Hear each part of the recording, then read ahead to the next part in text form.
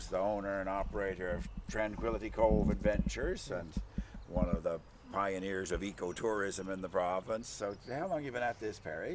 This will be our 9th season. 9, great Yeah, for you. it flies by pretty fast.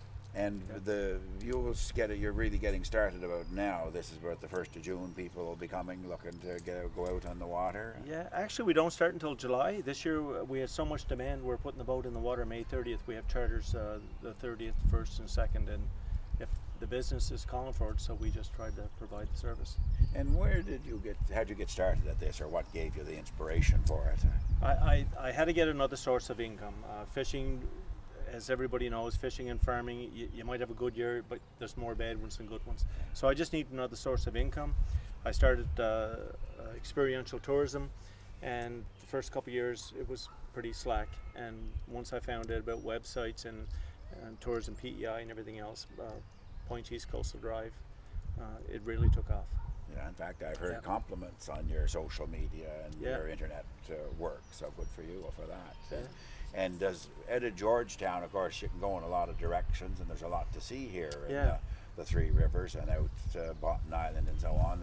Is there a particular thing that people are interested in? Oh, the island is the draw. Boat Island's the draw, and that's where my grandfather and my father were from. My mom, I get pictures when I used to live there for 3 months in the summertime, actually, for fishing.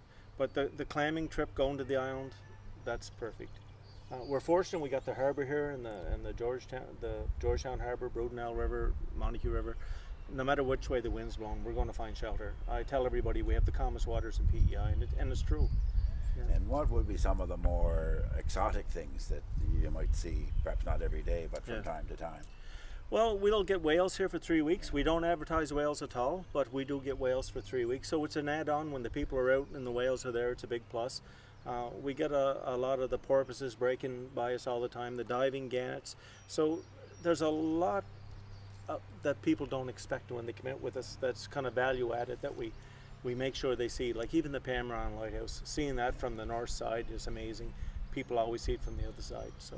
And it doesn't make any difference if it's a nice day or a stormy day. It's all. No, they always say it's a bad day in PEI is better than a good day in Toronto. That's what they say.